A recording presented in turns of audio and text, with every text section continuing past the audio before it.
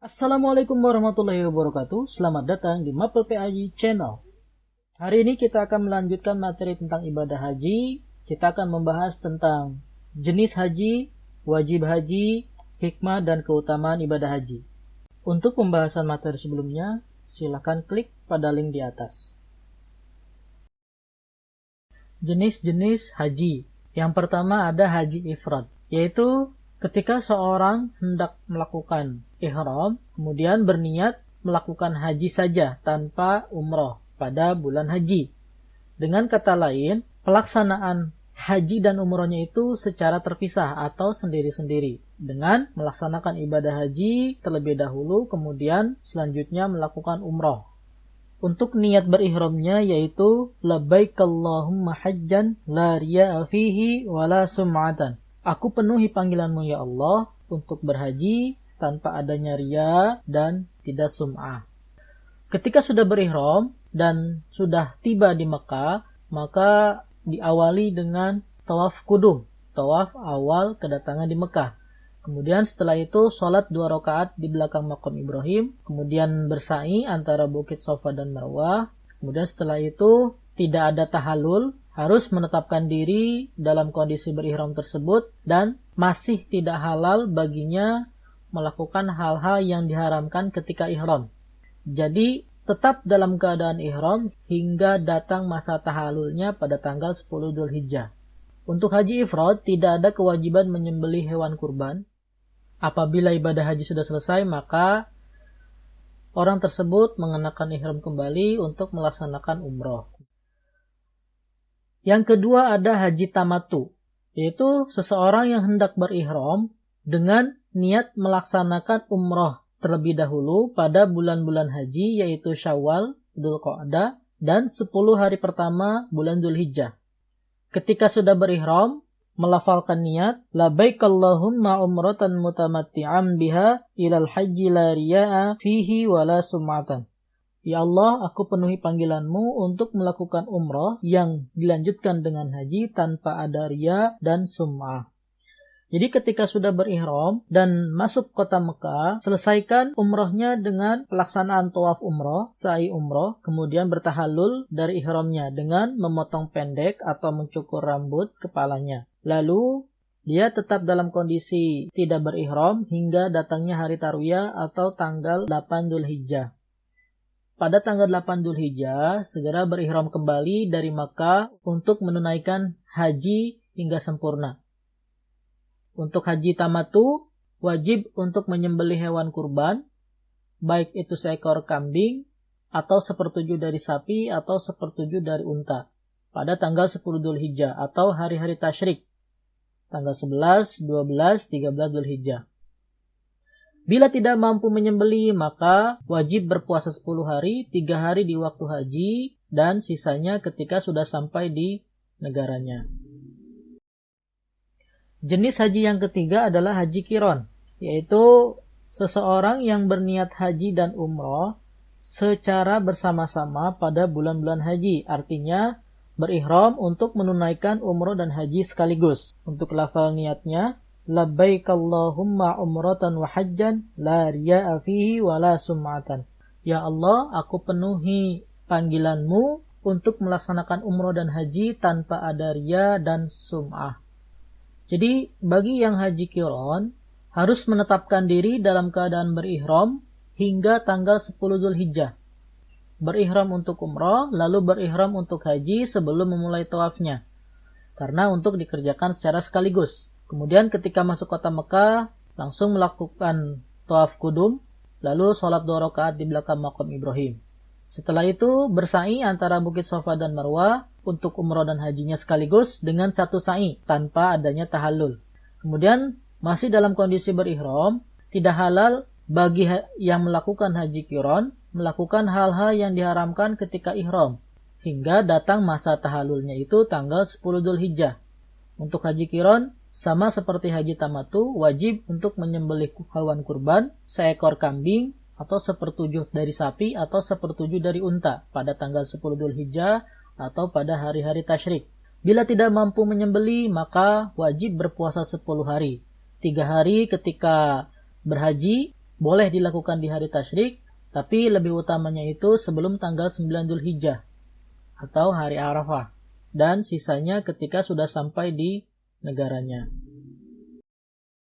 Jadi perbedaan antara haji ifrad, tamattu, dan qiran adalah haji ifrad mendahulukan haji daripada umrah, haji tamattu umrah terlebih dahulu, kemudian dilanjut haji, dan haji qiran adalah melaksanakan haji sekaligus dengan umrah. Selanjutnya yaitu mikot. Mikot itu adalah batas bagi dimulainya ibadah haji ataupun umrah yang telah ditetapkan. Adapun mikot terbagi dua. Yang pertama adalah mikot zamani, yaitu mikot yang berhubungan dengan batas waktu, kapan, tanggal berapa, dan bulan apa dalam melaksanakan ibadah haji.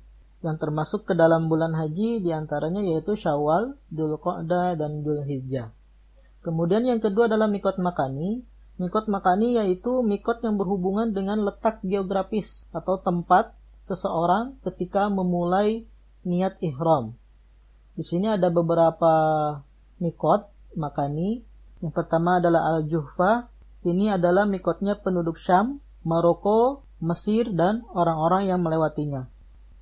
Kemudian yang kedua adalah mikot Dzulhulaifah. Mikot ini bagi penduduk Madinah dan orang-orang yang melewati mikot ini. Kemudian yang ketiga mikot Dzatu Irq, yaitu mikotnya penduduk Irak dan orang-orang yang melewatinya. Kemudian yang keempat adalah mikot Qarnul Manazil, yaitu mikotnya penduduk Najd dan Taif. Kemudian yang terakhir adalah mikot Yalamlam, mikot penduduk Yaman dan orang-orang yang melewatinya. Bagi yang datang dari arah timur, contohnya seperti negara Indonesia, Malaysia, dan negara-negara Asia lainnya, melalui mikot ini.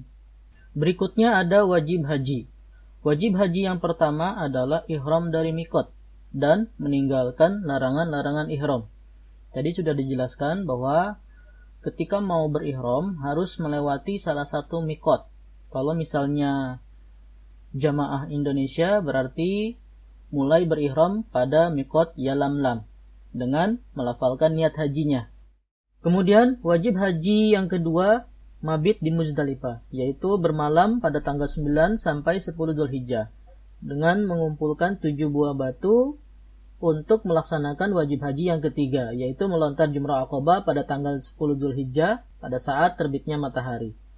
Wajib haji yang keempat yaitu mabit di Mina, bermalam di Mina pada malam hari tasyrik tanggal 11, 12, 13 Dzulhijjah. Kemudian dilanjut pada wajib haji yang kelima melontar Jumrah Ula, Wusta, dan Aqabah. Jadi pada saat mabit di Mina, para jamaah mengumpulkan 21 batu ataupun kerikil untuk dipakai melontar Jumrah Ula, Wusta, dan Aqabah. Masing-masing lontar jumrah itu adalah 7 buah batu. Kemudian wajib haji yang terakhir adalah tawaf wada, yaitu tawaf perpisahan ketika akan meninggalkan kota Mekah. Jadi setelah selesai semua rangkaian ibadah haji, para jamaah haji wajib untuk melakukan tawaf wada. Selanjutnya larangan-larangan ihram dan dendanya. Yang pertama jima, hubungan intim suami istri. Apabila hal ini dilakukan sebelum tahallul awal, yaitu sebelum lempar Jumrah Aqabah, maka ibadah hajinya batal. Dan jika dilakukan setelah tahallul awal, maka ibadah hajinya tidak batal. Hanya saja wajib berihram kembali untuk melakukan tawaf ifadah, karena yang membatalkan adalah ihramnya saja. Adapun dam ataupun dendanya, yang pertama menyembelih seekor unta, menyembelih seekor sapi, atau menyembelih 7 ekor kambing, atau yang terakhir memberi makan fakir miskin di tanah haram senilai harga seekor unta. Jadi tinggal memilih mana yang sekiranya mampu untuk ditunaikan. Larangan ihram selanjutnya, yang kedua berburu atau membunuh binatang darat yang liar dan halal dimakan. Yang ketiga menikah atau menikahkan atau menjadi wali. Yang keempat memakai pakaian yang dijahit dan memakai tutup kepala bagi laki-laki yang sedang berihram. Yang kelima menutup muka dan kedua telapak tangan bagi perempuan yang sedang ihram. Yang keenam menebang pohon atau memotong rerumputan. Yang ketujuh memotong kuku, mencukur rambut seperti rambut kepala, bulu ketiak, bulu kemaluan, kumis, dan jenggot. Dan yang terakhir adalah memakai harum-haruman atau wangi-wangian baik pada badan ataupun pakaian. Untuk larangan ihram yang dari poin nomor 2 sampai 8, dam atau dendanya yang pertama berpuasa 3 hari, kemudian yang kedua memberi makan kepada 6 orang miskin, masing-masing setiap orang miskin tersebut diberi 1 mud dari gandum ataupun beras. Kemudian yang terakhir menyembelih seekor kambing. Jadi dari ketiganya ini pilih hanya satu saja. Hikmah dan keutamaan haji. Hikmah ibadah haji yang pertama, memperkuat iman dan takwa kepada Allah Subhanahu wa taala. Ketika kita sudah melaksanakan ibadah haji, sudah seharusnya keimanan dan ketakwaan kita kepada Allah harus kuat dan bertambah. Karena itu menumbuhkan keyakinan yang mendalam dengan melaksanakan rangkaian ibadah haji. Kemudian yang kedua, menumbuhkan semangat berkorban. Kita harus senantiasa bersemangat, apalagi dalam hal ibadah kepada Allah. Baik itu berkorban harta, tenaga, pikiran, dan lain sebagainya. Kemudian yang ketiga, mempererat ukhuwah Islamiyah antar sesama muslim dari seluruh dunia. Ketika kita melaksanakan ibadah haji, pasti tidak hanya dari negara Indonesia saja, bahkan dari seluruh dunia pun yang beragama Islam pasti melaksanakan ibadah haji. Dan disitulah kita bisa menjalin tali persaudaraan sesama muslim dengan mengenal saudara-saudara kita dari negara lain. Kemudian yang keempat, mengenal tempat-tempat bersejarah seperti Ka'bah, Bukit Sofa dan Marwah, Sumur Zamzam, Hajar Aswad, dan lain sebagainya. Kemudian yang kelima, perwujudan solidaritas Islam yang tidak dibatasi oleh suku, bangsa, ras, warna kulit, dan negara. Keutamaan ibadah haji. Yang pertama, haji merupakan amal paling utama.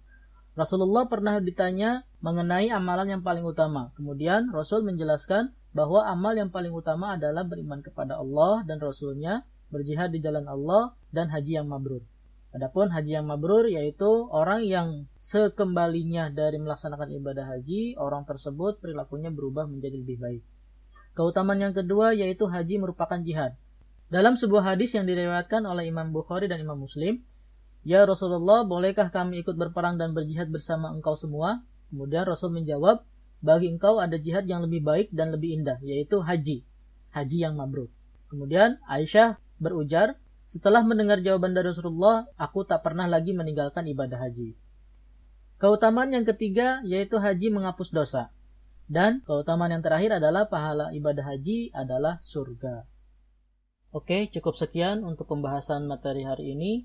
Jazakumullah khairan katsir.